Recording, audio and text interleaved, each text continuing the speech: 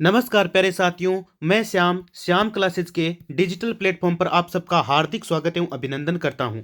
मित्रों, रीट पात्रता परीक्षा देने वाले जितने भी मेरे प्रिय अभ्यर्थी हैं, जो शिक्षक गण हैं, उन सबको अग्रिम शुभकामनाएं। अति महत्वपूर्ण हम करने वाले हैं इस क्लास के अंदर 50 से 60 क्वेश्चन, 50 से 60 एमसीक्यू हम पढ़ने वाले हैं इसमें। और मोस्ट इंपॉर्टेंट एक एक एमसीक्यू है आपका, ठीक है। और आपको अब ये देखना है कि आपका स्कोर इसमें क्या रहता है। तो क्लास में कंटिन्यूटी बना के ईमानदारी से जुड़ जाइए। सभी को गुड मॉर्निंग, सभी को राम राम, सभी को राधे राधे। अपना स्कोर आप सबको बताना है। स्कोर लास्ट में बता देना कमेंट बॉक्स में कि आपके कितने सही है। जितने भी 50 या 60 क्वेश्चन मैं करवाता हूं, उनमें से आपका स्कोर है वो कमेंट बॉक्स में आना चाहिए सबका, ठीक है मित्रों। हाँ, जिससे पता चले कि आपकी तैयारी कैसी है, ठीक है। तो रीट पात्रता परीक्षा देने वाले सभी अभ्यर्थियों को अभी से अग्रिम शुभकामनाएं दे देता हूं। 27 फरवरी का आपको पेपर है और जल्दी से क्लास को स्टार्ट कर देते हैं, ठीक है। और उससे पहले एक टेलीग्राम जो चैनल है अपना, उसकी लिंक मैं डिस्क्रिप्शन में दे रहा हूं, और इसकी जो लिंक है वो साथ ही मैं कमेंट बॉक्स में पिन कर रहा हूं। वहां से आप ज्वाइन कर सकते हो। यहां पर आपको उत्तर सहित पूरी की पूरी जो पीडीएफ है वो यहां पर भेज दी जाएगी आपको, ठीक है। तो ये टेलीग्राम पर भेजी जाएगी, उसको ज्वाइन कर लीजिएगा। चलिए, तो टाइम को वेस्ट नहीं करते हैं और जल्दी जल्दी से हर एक 5 सेकंड में हर एक क्वेश्चन का आपको जवाब देना है, ठीक है। चलिए, तो शुरू करते हैं। पहला आपका प्रश्न कहता है कि राजस्थान के गांधी के रूप में किसे जाना जाता है। अरे, राजस्थान के गांधी किनको कहा जाता है। विकल्प ए लिखा है माणिक्य लाल वर्मा, फिर लिखा है गोकुल भाई भट्ट, फिर अर्जुन लाल सेठी, फिर लिखा है विजय सिंह पथिक। कौन सा विकल्प आपका राइट होने वाला है। तो दोस्तों, यहाँ पे आपका राइट आंसर कौन सा हो जाएगा। बिल्कुल, यहाँ पर बी बताने वाले कैंडिडेट राइट हो जाएंगे। बी में क्या लिखा है, बी में सर जी लिखा है गोकुल भाई भट्ट। क्या लिखा गया है, गोकुल भाई भट्ट लिखा गया है। तो गोकुल भाई Bhatt is the correct answer. तो राजस्थान के गांधी के रूप में गोकुल भाई भट्ट को जाना जाता है दोस्तों। Very good. और यदि आपको साथ ही पूछ ले कि गांधी जी के 5वें पुत्र कौन थे, गांधी जी के 5वें पुत्र आपको पूछा जाए तो क्या बताएंगे आप। तो आपका जवाब आना चाहिए जमनालाल बजाज। जमनालाल बजाज आपका जवाब आना चाहिए मित्रों, ठीक है। और यदि आपको पूछ ले मानस पुत्री कौन थी, गांधी जी की एक मानस पुत्री थी, वो किसको कहा जाता है। तो वो कहा जाता है आपके सत्यभामा को। और ये सत्यभामा कहां से थी। हाँ बिल्कुल, ये सत्यभामा बूंदी से थी भी। याद रखिएगा, इंपॉर्टेंट प्रश्न है आपका। चलिए, अगला प्रश्न आपका क्या कहता है। प्रश्न आपका कहता है कि स्वतंत्रता सेनानी हीरालाल शास्त्री का संबंध है, यानी हीरालाल शास्त्री का संबंध किससे है। जयपुर से है, बीकानेर से, उदयपुर से, या फिर कोटा से। कौन सा विकल्प आपका यहां पर राइट आने वाला है, ठीक है। तो इंपॉर्टेंट, सारे के सारे मोस्ट इंपॉर्टेंट आरपीएससी द्वारा प्रमाणित क्वेश्चन है भाई, एक एक क्वेश्चन, ठीक है। हाँ, तो अपना स्कोर आपको लास्ट में जरूर बताना है। तो कंटिन्यूटी बनाए रखें और फटाफट से फोन को रोटेट करके अपनी क्लास को ईमानदारी से लेना है। तो जयपुर, बीकानेर, उदयपुर या फिर कोटा, कौन सा विकल्प आपका यहां पर राइट होगा। तो स्वतंत्रता सेनानी हीरालाल शास्त्री का संबंध कहां से था। तो इनका संबंध था जयपुर से। कहां से था, इनका संबंध कहां से था, जयपुर से। Very good. ए बताने वाले कैंडिडेट सारे राइट हो जाएंगे यहां पर। और दूसरी बात, एक चीज और बताना चाहूंगा, हीरालाल शास्त्री जो थे वो कहां के थे आपके, ये आपके जोबनेर के थे। जोबनेर कहां पड़ता है, अरे जोबनेर यहीं पर पड़ता है, जयपुर ग्रामीण में इनका जन्म हुआ था, ठीक है। और इनकी आत्मकथा भी है, प्रत्यक्ष जीवन शास्त्र। आत्मकथा की बात करें तो क्या है, प्रत्यक्ष जीवन शास्त्र, ये इनकी आत्मकथा भी है, ठीक है। याद रखिएगा, इंपॉर्टेंट प्रश्न है भाई। चलिए, अगला प्रश्न। और ये आपको पता हो तो राजस्थान के प्रधानमंत्री भी रहे हैं कि नहीं रहे, बिल्कुल रहे हैं, वृहत राजस्थान के। Very good. अगला प्रश्न क्या है, अगला प्रश्न आपका कहता है सिरोही का राजस्थान में विलय कब हुआ, यानी जो सिरोही है आपके, उसका राजस्थान में विलय कब हुआ था। तो विकल्प ए में लिखा है 1952, फिर लिखा है 1948, 1950 या फिर 1949।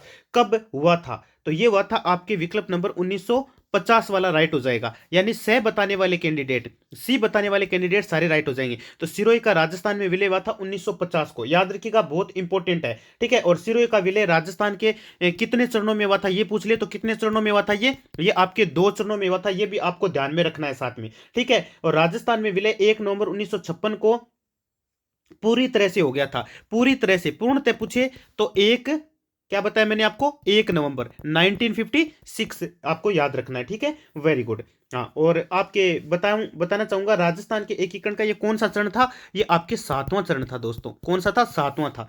Very good. अगला प्रश्न आपका क्या कहता है। अगला प्रश्न आपका फिर इंपॉर्टेंट आ चुका है। देखो, मैं एकदम व्याख्या सहित सारे क्वेश्चन करवा रहा हूं आपको, ठीक है। जितना हो सकता है एक ही क्वेश्चन के साथ 4-4 क्वेश्चन तैयार हो रहे हैं। विलय पत्र पर हस्ताक्षर करते समय किसने कहा था कि मैं अपने डेथ वारंट पर हस्ताक्षर कर रहा हूं, ऐसा किसने कहा? कोटा महाराव भीम सिंह ने कहा था, बूंदी महाराव बहादुर सिंह ने, या अलवर के महाराजा तेज सिंह ने, या फिर बांसवाड़ा के चंद्रवीर सिंह ने ऐसा कहा था? किसने ऐसा कहा था? तो ये ऐसा कहा था आपके बांसवाड़ा के चंद्रवीर सिंह ने। तो विकल्प नंबर आपका यहां पर डी राइट हो जाएगा दोस्तों। यहां पर डी बताने वाले कैंडिडेट सारे सही हो जाएंगे। ठीक है, तो वो चंद्रवीर ही थे जो बांसवाड़ा के थे, और बिल्कुल उन्होंने ऐसा कहा था कि मैं अपने डेथ वारंट पर क्या कर रहा हूं? हस्ताक्षर कर रहा हूं। Very good. अगला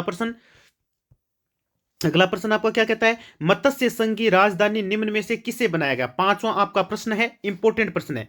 ठीक है, पता होना चाहिए आपको। मत्स्य संघ की राजधानी किसे बनाया गया था? अलवर को, धौलपुर को, भरतपुर को, या करौली को? पटवार एग्जाम में पूछा जा चुका है ये क्वेश्चन, बताना चाहूंगा मैं आपको। तो बताइए, फटाफट से जवाब आना चाहिए, कोई गलत नहीं करेगा क्वेश्चन को। तो विकल्प नंबर आपका यहां पर ए राइट हो जाएगा, अलवर को। किसको? अलवर को। मत्स्य संघ की राजधानी किसे बनाया गया था? तो ये अलवर को बनाया गया था, याद रखिएगा, इंपॉर्टेंट प्रश्न है आपका ये। ठीक है, और अलग अलग है। उस समय प्रधानमंत्री कौन थे? आपको पूछ ले, उस समय प्रधानमंत्री कौन थे यहाँ के? शोभाराम कुमावत थे। शोभाराम कुमावत थे, याद रखिएगा, इंपॉर्टेंट है भाई। ठीक है, और तिथि क्या थी? 18 मार्च की ये बात है आपके, 1948 की ये बात है। ठीक है, याद रखिएगा, इंपॉर्टेंट पर्सन आपके लिए। ठीक है, हाँ वेरी गुड। और राजस्थान संघ का पूछे तो वहां पे कोटा करते हैं हम। राजस्थान संघ यदि लिखा होता तो कोटा कर देते हम। वृहत राजस्थान के बारे में पूछ लिया आपके, है ना? प्रधानमंत्री कौन थे उस समय? तो हीरालाल शास्त्री थे। जयपुर था। ठीक है, राजधानी कौन सी थी? जयपुर। Very good. अगला प्रश्न, अगला प्रश्न आपके क्या लिखा गया है? गलत युग्म को पहचानिए। गलत युग्म पहचानना है। बूंदी प्रजामंडल से क्या कांतिलाल चौथानी संबंधित थे? क्या थे? बिल्कुल थे सर। करौली प्रजामंडल, त्रिलोक चंद माथुर, बिल्कुल सही लिखा है, ये भी सही है। अलवर प्रजामंडल, हरिनारायण शर्मा, ये भी आपका बिल्कुल राइट है। झालावाड़ प्रजामंडल, पन्नालाल त्रिवेदी, ये आपका गलत है दोस्तों। ठीक है, तो ये आपका गलत युग्म आपको मिल चुका है। फिर आपको पूछा था गलत युग्म का चयन कीजिए, तो झालावाड़ प्रजामंडल की स्थापना आपकी हुई थी 25 नवंबर को। कब हुई थी? 25 नवंबर को आपके इसकी स्थापना हुई थी। कब? 1946 में हुई थी, 1946 में हुई थी। और उस समय आपके जो थे, कौन थे? मांगीलाल भव्य जो थे, आपको पता होगा, है ना? अंतिम प्रजामंडल ये रहा था, मांगीलाल भव्य का नाम आता है यहाँ पर, वो थे। यहाँ पे पन्नालाल त्रिवेदी लिखा है, तो ये आपका गलत है, हो जाएगा। तो रोंग आपका कौन सा? देवा। तो दे यानी डी को क्या कर दो? लॉक कर दो। अगला प्रश्न, अगला प्रश्न क्या कहता है आपका? भारत छोड़ो आंदोलन के दौरान जयपुर प्रजामंडल का अध्यक्ष कौन था? जो भारत छोड़ो आंदोलन है उसके दौरान जयपुर प्रजामंडल का अध्यक्ष आपसे पूछा गया। पहला विकल्प है हीरालाल शास्त्री, फिर कर्पूरचंद पाटनी, जमनालाल बजाज, या फिर Ramkaran Joshi. Very very important question आपका ये। ठीक है, तो भारत छोड़ो आंदोलन के दौरान जयपुर प्रजामंडल का कौन था भाई? फटाफट से जवाब आना चाहिए सभी का। तो विकल्प नंबर कौन सा राइट हो जाएगा? बिल्कुल, यहाँ पे विकल्प नंबर आपका ए राइट हो जाएगा। ठीक है, हीरालाल शास्त्री। हीरालाल शास्त्री थे उस समय अध्यक्ष। ठीक है, हाँ। और आपको गठन का पूछे 1931 में। गठन तो कर्पूरचंद पाटनी के द्वारा किया गया था ना, 1931 में किया गया था। ठीक है, याद रखिएगा, इंपॉर्टेंट है। ठीक है, वेरी गुड। चलिए अगला प्रश्न अगला प्रश्न आपका क्या कहता है? पंछिड़ा नामक लोकप्रिय गीत किसके द्वारा रचित है? वेरी वेरी इंपॉर्टेंट प्रश्न है। दुर्गा प्रसाद चौधरी, सुमनेश जोशी, माणिक्यलाल वर्मा, या फिर जय नारायण व्यास? कौन सा विकल्प आपके यहाँ पर राइट होने वाला है? फटाफट से जवाब आना चाहिए। आपको पूछा है पंछिड़ा नामक लोकप्रिय गीत किसके द्वारा रचित है? तो ये किसके द्वारा रचित है? ये रचित है आपके माणिक्यलाल वर्मा द्वारा। तो विकल्प नंबर आपका सी राइट हो जाएगा। यहाँ पर सी बताने वाले कैंडिडेट सारे सही हो जाएंगे। और एक और नाम आता है, आपके नाम सुना होगा, पीड़ितों का पंछिड़ा। पीड़ितों का पंछिड़ा सर जी, इसके भाई इसके लिए पूछिए ये किसके द्वारा रचित है? तो करते आप विजय सिंह पथिक। किसका नाम आता है यहाँ पर? विजय सिंह पथिक का नाम आता है, याद रखिएगा, इंपॉर्टेंट है। और एक डंके की चोट का नाम आता है, वो जयनारायण व्यास थे। ठीक है, अगला प्रश्न, अगला प्रश्न क्या कहता है आपके? 1857 के विद्रोह के समय मेवाड़ रियासत का पॉलिटिकल एजेंट कौन था? कप्तान सावर्स था, मेजर बर्टन था, जेडी होल था, या मैक मॉनसन था? कौन सा विकल्प आपके राइट आंसर यहां पर होने वाला है? तो 1857 के विद्रोह के समय मेवाड़ जो रियासत है उसके पॉलिटिकल एजेंट कौन थे? तो विकल्प नंबर आपका यहां पर ए राइट हो जाएगा। ए में क्या लिखा है? ए में सर जी कप्तान सावर्स लिखा है, और कप्तान सावर्स जो है ना वो आपका राइट आंसर यहां पर हो जाने वाला है दोस्तों। ठीक है, याद रखिएगा, विकल्प नंबर आपका कौन सा राइट हो गया? कप्तान सावर्स आपका क्या हो गया? राइट हो गया। Very good. और अलग अलग पॉलिटिकल एजेंटों के बारे में मैंने एक दिन पीछे वाली क्लास में बता भी रखा है, तो उसमें जाके देख सकते हो, सारे आपको पता चल जाएंगे। अगला प्रश्न, अगला प्रश्न क्या है, निम्न में से किस रियासत ने 1857 की क्रांति के दौरान अंग्रेजों की सहायता नहीं की? कौन सी वो रियासत थी? टोंक थी, धौलपुर थी, बीकानेर या फिर कोटा? किसका नाम आता है इसमें? तो किसका नाम आता है? बिल्कुल इसमें सर जी कोटा का नाम आता है, कोटा ने नहीं की थी। ठीक है, तो विकल्प नंबर आपका यहां पर डी राइट हो जाएगा दोस्तों। Very good. अगला प्रश्न क्या कहता है, राजस्थान में 1857 की क्रांति का प्रथम विद्रोह है कहां पर हुआ था? यानी राजस्थान में जो 1857 की क्रांति है उसका पहला विद्रोह कहां हुआ था? 28 मई 1857 नसीराबाद में, 3 जून 1857 नीमच में, 21 अगस्त 1857 एरिनपुरा या 9 सितंबर 1857 आउवा? कौन सा विकल्प आपके यहां पर राइट हो जाने वाला है? फटाफट से जवाब आना चाहिए। ठीक है, तो 1857 की क्रांति के समय प्रथम विद्रोह जो है वो कहां पे हुआ था? नसीराबाद में हुआ था। कब हुआ था? 28 मई 1857 को हुआ था। तो विकल्प नंबर आपका कौन सा राइट हो गया दोस्तों? सर जी ए राइट हो गया। और नीमच में कब हुआ था? नीमच में 3 जून को हुआ था, 3 जून 1857 को हुआ था। और देवली पूछे तो 5 जून में देवली को हुआ था। और उसके बाद एरिनपुरा आ जाता है आपके 21 अगस्त को हुआ था वहां पर। ठीक है, और उसके बाद में आपके कोटा में विद्रोह हुआ था, आउवा में हुआ था, अलग अलग हुआ था, 15 अक्टूबर को, 8 सितंबर को, वो आपको ध्यान में रखना है। ठीक है, वेरी गुड। अगला प्रश्न अगला प्रश्न क्या कहता है, राजस्थान में छावनी बोर्ड की स्थापना कहां की गई? नसीराबाद, जैसलमेर, नीमच या फिर जोधपुर? ये कहां की गई थी? तो ये भी दोस्तों कहां पर की गई थी आपके? ये नसीराबाद में की गई थी। ठीक है, तो विकल्प नंबर ए को ताला लगा दो दोस्तों। अगला प्रश्न क्या कहता है आपका? अगला प्रश्न फिर इंपॉर्टेंट आ गया है, अमीर खुसरो की किस कृति से अलाउद्दीन खिलजी के रणथंबोर अभियान का उल्लेख प्राप्त होता है? मीरान उल सदायन का होता है, मिफ्ता उल फुतुए का होता है, खजाइन उल फुतुए का होता है या फिर आसिका का होता है? कौन सा विकल्प आपके यहां पर राइट हो जाने वाला है दोस्तों? अमीर खुसरो की किस कृति से जलाउद्दीन खिलजी के रणथंबोर अभियान का उल्लेख प्राप्त होता है? तो ये प्राप्त होता है दोस्तों आपके मिफ्ता उल फुतुए का। तो विकल्प नंबर आपका यहां पर बी राइट हो जाएगा दोस्तों। Very good. अगला प्रश्न क्या कहता है? अगला प्रश्न कहता है कि पृथ्वीराज तृतीय मोहम्मद गोरी के मध्य कितने प्रमुख युद्ध लड़े गए थे? बताओ कितने प्रमुख युद्ध लड़े गए थे? 5 लड़े गए थे, 3 लड़े गए थे, 2 लड़े गए थे या फिर 1 लड़ा गया था? तो विकल्प नंबर आपका यहां पर सी राइट हो जाएगा। इनके बीच में 2 युद्ध लड़े गए थे दोस्तों। कितने लड़े गए थे? 2 युद्ध लड़े गए थे। एक तो आपके तराइन का प्रथम आ जाता है, एक तो तराइन का प्रथम युद्ध आ जाता है, एक आपके आ जाता है द्वितीय युद्ध आ जाता है। और आपको डेट भी याद होना चाहिए, 1191 ईस्वी में हुआ था और इसमें क्या हुआ था आपकी? ये 1192 ईस्वी में हुआ था। 2 युद्ध लड़े गए थे। इसमें तो पृथ्वीराज चौहान है, उनकी क्या हुई थी? जीत हुई थी। और इसमें पृथ्वीराज चौहान की क्या हुई थी? इसमें आपके हार हो गई थी। ठीक है, याद रखिएगा, इंपॉर्टेंट प्रश्न आपका। तीनों चारों चीजें एक साथ तैयार तैयार हो गई। अगला प्रश्न सॉरी, अजमेर नगर की स्थापना से पहले अजमेर के चौहानों की राजधानी कौन सी थी? जालोर थी, सांबर थी, सिरोही थी या फिर रणथंभौर थी? इसमें आपका कौन सा विकल्प राइट होने वाला है? फटाफट से जवाब आना चाहिए कमेंट बॉक्स के अंदर। ठीक है, फटाफट बता दो दोस्तों।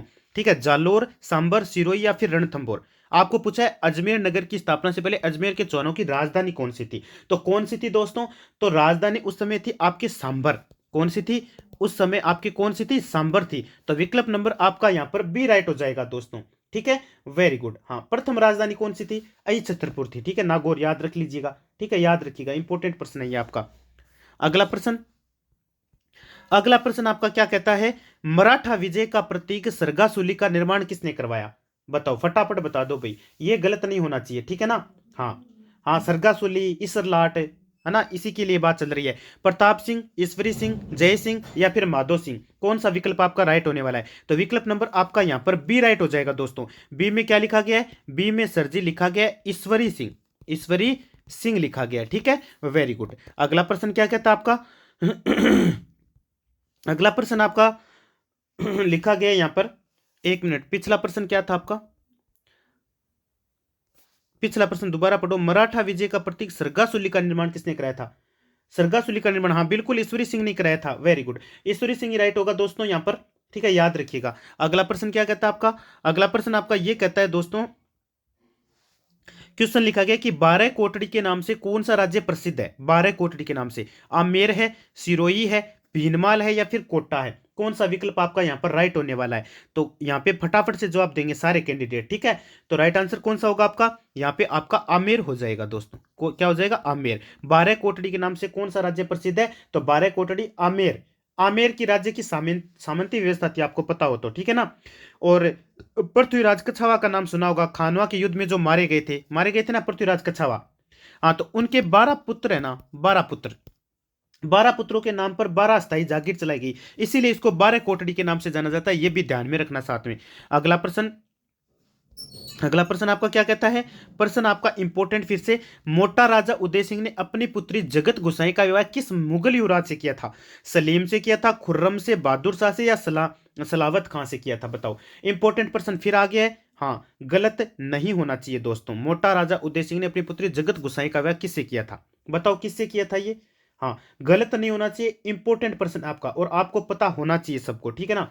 हाँ, वेरी गुड। यहां पे राइट आंसर आपका क्या हो जाएगा? सलीम, जिनको जहांगीर के नाम से भी जाना जाता है, ठीक है? तो विकल्प नंबर आपका यहां पर ए राइट हो जाएगा दोस्तों, याद रखिएगा, इंपॉर्टेंट प्रश्न था आपका। अगला प्रश्न, अगला प्रश्न आपका क्या कहता है? अगला प्रश्न कहता है आपके मुगलों से निरंतर संघर्ष में रहने वाले मारवाड़ यानी जोधपुर के शासक का नाम बताइए। मालदेव था, उदय सिंह था, चंद्रसेन था, या जसवंत सिंह था? कौन सा विकल्प आपके यहां पर राइट होने वाला है? तो विकल्प नंबर आपका यहां पर कौन सा राइट हो जाएगा? वेरी गुड, यहां पर आपका उदय चंद्रसेन राइट हो जाएगा, सॉरी उदय सिंह थोड़ी सी, चंद्रसेन, चंद्रसेन विकल्प आपका राइट हो जाएगा। तो बी बताने वाले कैंडिडेट यहां पर सही हो जाएंगे। Very good. अगला प्रश्न क्या कहता है आपका? अगला प्रश्न आपका ये कहता है दोस्तों कि किस वर्ष में हल्दी घाटी का युद्ध हुआ था? ये तो मेरे सभी प्रिय अभ्यर्थियों को पता है, स्टार लगा लो, पता होना चाहिए। हाँ, काफी बार ये क्वेश्चन पूछा जाता है, भले ही नॉर्मल लग रहा होगा आपको। किस वर्ष में हल्दी घाटी का युद्ध हुआ था? 1518 ईस्वी, 1527 ईस्वी, 1576 ईस्वी, या 1544 ईस्वी? कौन सा विकल्प आपके यहाँ पर राइट होने वाला है? तो यहाँ पर आपका राइट हो जाएगा 1576, यानी 1576 में ये लड़ा गया था। तो विकल्प नंबर कौन सा? बे यहां पर लिखा गया है, तो विकल्प नंबर बे आपका क्या हो जाएगा? राइट हो जाएगा। इंपॉर्टेंट प्रश्न है, याद रखिएगा, ठीक है? हाँ, कई नाम थे इनके भाई। कर्नल जेम्स टोड ने, यही वो युद्ध है जिसको क्या कहा था? मेवाड़ की क्या कहा था? हाँ, कर्नल जेम्स टोड ने नाम दिया था सर। मेवाड़ की क्या कहा था? थर्मोपल्ली कहा था सर जी। हाँ, मेवाड़ की थर्मोपल्ली, इसी हल्दी घाटी के युद्ध को क्या है कहा जाता है दोस्तों। और खमनोर का युद्ध किसने बताया था? अबुल फजल ने बताया था। अबुल फजल ने क्या कहा था? इसे कहा था खमनोर का युद्ध। हाँ, इसको नाम दिया था, मतलब खमनोर का। और गोगुंदा का बंदा ही उन्होंने बोला था, ये तो आपको याद ही है। अगला प्रश्न, अगला प्रश्न आपका कहता है कि हल्दी घाटी के युद्ध में महाराणा प्रताप की रक्षा किसने की थी? बताओ किसने की थी? मान सिंह ने, भामाशाह ने, झालाबिदा, या फिर ये सभी? कौन थे इनमें से? तो वो झालाबिदा थे दोस्तों। तो विकल्प नंबर आपका यहां पर भी कौन सा राइट हो गया? बे राइट हो जाएगा। बी में झालाबिदा लिखा है, बिल्कुल sir ji, Jhalabida is the correct answer. Very good. अगला प्रश्न, और ये वीर गति को भी प्राप्त हो गए थे लड़ते लड़ते। अगला प्रश्न, राणा सांगा की मृत्यु कब हुई? 30 जनवरी 1528 को हुई थी, 30 जुलाई 1527 को हुई थी, 28 अगस्त 1529 को, या 24 नवंबर 1530 को हुई थी? कब हुई थी इनकी मृत्यु? राणा सांगा की मृत्यु आपसे पूछी गई है, और इंपॉर्टेंट आपका ये प्रश्न हो जाता है यहां पर। बताइए, राणा सांगा की मृत्यु कब हुई थी? हाँ, फटाफट से जवाब आना चाहिए, किसी का गलत नहीं होना चाहिए। तो महाराणा सांगा का आपको पता होगा, इनका शासनकाल 1509 से लगभग 28 तक इतना ही रहा था ना। हाँ, मेरे ख्याल से, मेरे याद आने में इतना ही है, 1509 से 1527 इनका रहा था, ठीक है? हाँ, तो आपको पूछा है मृत्यु कब हुई थी, तो इनकी मृत्यु कब हुई थी? इनकी मृत्यु हुई थी 1528 के अंदर। तो क्यों यहीं तक रहा था इनका शासन तो फिर, ठीक है?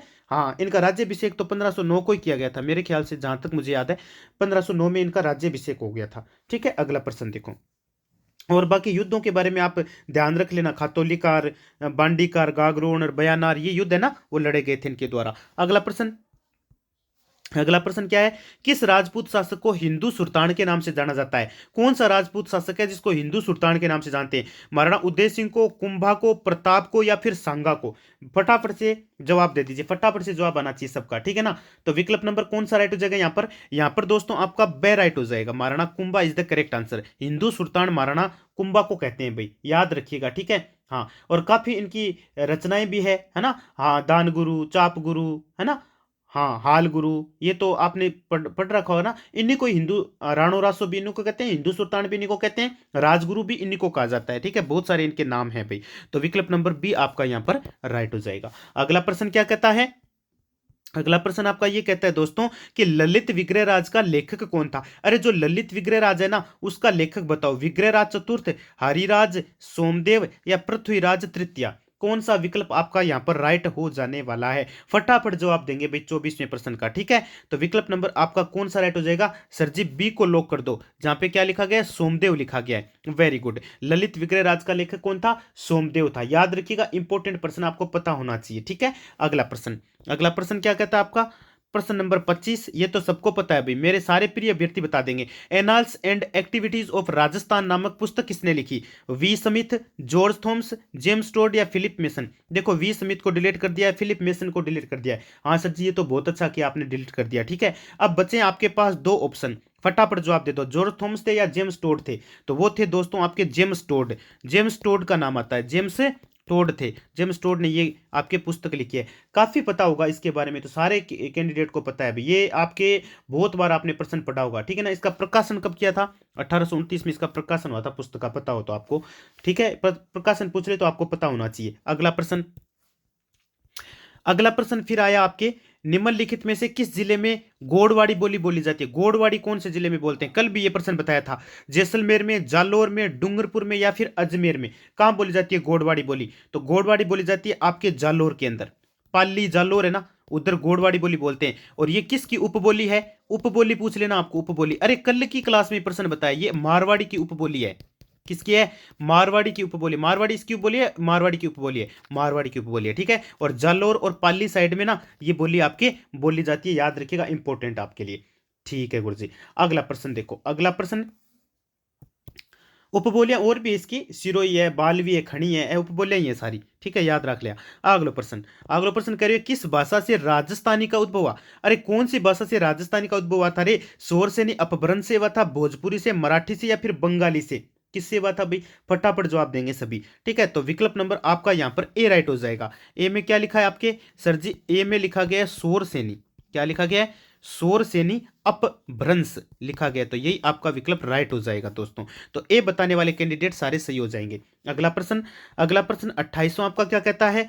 राजस्थान में चुन्नी और बारी आभूषण शरीर के किस अंग पर पहने जाते हैं? देखो, एक तो लिखा है चुन्नी, एक लिखा आपके बारी, ये दो आभूषण है, दोनों बताओ किस अंग पर पहने जाते हैं? कान में, नाक में, पांव में या फिर सिर पर? वेरी वेरी इंपॉर्टेंट प्रश्न है आपके लिए, बता दूं मैं, वेरी वेरी इंपॉर्टेंट प्रश्न है। ठीक है, फटाफट से जवाब आना चाहिए, कोई गलत नहीं करेगा भाई। ठीक है, तो ये पहने जाते हैं आपके कहां पर? नाक के अंदर पहने जाते हैं। अरे चुन्नी और बारी, चुन्नी और बारी वैसे मत समझना सर जी ओढ़ी जाती है क्या? अरे चुन्नी बारी ओढ़ने वाले नहीं है, नाक में पहने जाते हैं ये। नाक में काफी और भी है, अलग अलग है, बहुत सारे आते हैं। चौंप आता है, भौरकड़ी आता है, कोको है, बारी है, मोगली, खीवणे, है ना, इतना नथ है, बेसर है, बुलाक है। नथ तो नाम सबका सुना हुआ है, तो नथ भी नाक में पहनी जाती है, नए से नथ नए से नाक, और चुन्नी बारी भी नाक में पहनी जाती है। याद रख लिया, इंपॉर्टेंट प्रश्न है। अगला प्रश्न, अगला प्रश्न आपका क्या कहता है? निम्न में से पगड़ी का आभूषण कौन सा है? इनमें पगड़ी किसको बोलोगे? गोखरू को, बलवेड़ा है, सरपेच है या फिर झेला है? बताओ कौन सा है? फटाफट जवाब आना चाहिए सबका। ठीक है, तो सरपेच जो होती है ना, हाँ वो आपके सरपेच, हाँ सर जी सरपेच, सरपेच जो है ना वो है आपके। तो विकल्प नंबर आपका यहाँ पर सी राइट हो गया। याद रखिएगा गुरुजी, सरपेच आभूषण, हाँ बिल्कुल पगड़ी पर बांधे जाने वाला आभूषण है, जिसकी आकृति कैसी होती है? मोर के समान होती है दोस्त, मोर के समान होती है। ठीक है, मोर के समान आकृति होती है, और ये आपके पगड़ी के ऊपर बना जाता है, एक आभूषण होता है वो। ठीक है ना, वेरी गुड। अगला प्रश्न, अगला प्रश्न आपका क्या कहता है? अगला प्रश्न आपके, मारवाड़ में दामनी क्या था? अरे मारवाड़ में दामनी किसको बोलते हैं? ये क्वेश्चन तो काफी बार मैंने करवा दिया ना आपको। आ गुरुजी ओढ़नी वह एक प्रकार की, आके वह आ ओढ़नी वह महिलाओं की ओढ़नी होती है ये। ठीक है, उसी को क्या बोलते हैं? दामनी बोलते हैं मारवाड़ के अंदर। ठीक है, याद रखिएगा, इंपॉर्टेंट प्रश्न है ये। ठीक है, लाल रंग की ओढ़नी होती है ये। ठीक है, वेरी गुड। हाँ, और एक चंद्रकला, पौरी, ये नाम आते हैं ना, ये भी ओढ़नियों की है। क्या नाम आता है? एक तो आता है नाम चंद्रकला, ठीक है, और एक पौरी नाम आता है, क्या आपके पौरी है वो नाम, चंद्रकला पौरी, ये दोनों भी क्या है? ओढ़नी है, स्त्रियों की ओढ़नी होती है, सारी लाल रंग की है। और ये पौरी तो ज्यादातर किन को उड़ाते हैं? ये तो ज्यादातर आपके दुल्हन जो होती है ना वो ओढ़ती है, पौरी नाम की जो ओढ़नी होती है ना वो ओढ़ती है। ठीक है, हाँ, तो आशा और उम्मीद है कि आपको क्लास बहुत अच्छी लगी होगी ना। लगभग 23-35 मिनट 23-24 मिनट की हो चुकी है भाई। ठीक है, तो आज के लिए इतना काफी है, बाकी अगली में करवा देंगे, और आप अपना स्कोर जरूर बताइएगा मेरे को। ठीक है, आप है ना अपना स्कोर जो है वो कमेंट बॉक्स में जरूर बताइएगा। ठीक है, क्वेश्चन तो और भी है, लेकिन वो हम अगली क्लास में कर लेंगे, इसमें ज्यादा हो जाएगा। ठीक है, बाकी 30-40 क्वेश्चन और बचे हैं, वो मैं आपको अगली क्लास में करवा दूंगा दोस्तों। इसमें आप अपना स्कोर जरूर बताएं कि 30 में से आपके कितने सही हुए। ठीक है मित्रों, धन्यवाद भाई।